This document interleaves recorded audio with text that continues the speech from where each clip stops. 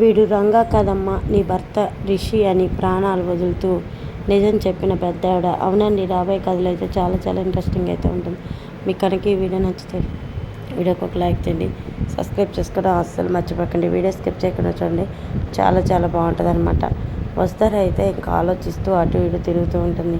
వస్తారు అటు ఇటు తిరుగుతున్న ఇంకా రిషి వాళ్ళ నాయనమ్మ అయితే చూస్తుంది. ఏంటి ఈ అమ్మాయి ఇంకా తన రిషి సార్ గురించి ఆలోచిస్తుందా? తన రిషి సార్ గురించి ఆలోచిస్తే నా మనవడుగా ఉన్న రంగా రిషి అని తెలిస్తే తీసుకుని వెళ్ళిపోతుందేమో, మరి నా మనవడు లేని లోటు ఇంకెవరు తీరుస్తారు అని చెప్పి వస్తార్ దగ్గరికి వెళ్తుంది. ఏంటమ్మా వస్తారా, ఏం ఆలోచిస్తున్నావు అంటే, ఏం లేదండి ఇలా వచ్చారు ఏంటంటే, ఏంటో అమ్మ నిన్ను చూడగానే నాకు నా మనవరాలే గుర్తొస్తుంది. ఏంటమ్మా ఏందో ఆలోచిస్తున్నట్లున్నావు కదా, అందుకే నీ దగ్గరికి వచ్చానమ్మా అంటే, నేను ఆలోచిస్తుంది మీ మనవడి గురించేనమ్మా అని చెప్తూ ఉంటుంది. వస్తారా, నా మనవడి గురించా? నా మనవడు నిన్నేం చేశాడమ్మా అంటే, చచ నీ మనవడు నన్నేం చేయలేదు, నీ మనవరాల్ని పెళ్లి చేసుకోనని ఖరాఖండిగా చెప్పేస్తున్నాడు. తను నిజంగా నీ మనవడు రంగా అయితే మరదల్ని పెళ్లి చేసుకోవడానికి ఇబ్బంది ఉంది.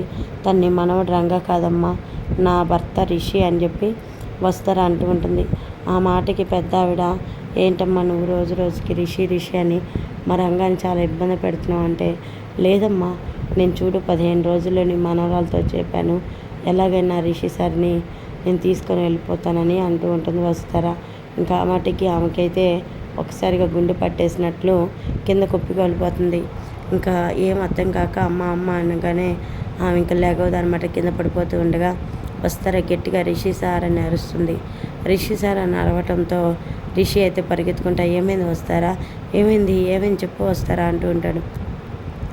రిషి సార్ ఏమో నాకు తెలీదు, ఉన్నట్టుండి సడన్గా పడిపోయిందంటే పద హాస్పిటల్కి తీసుకెళ్దామని చెప్పేసి అంటూ ఉంటాడు రిషి.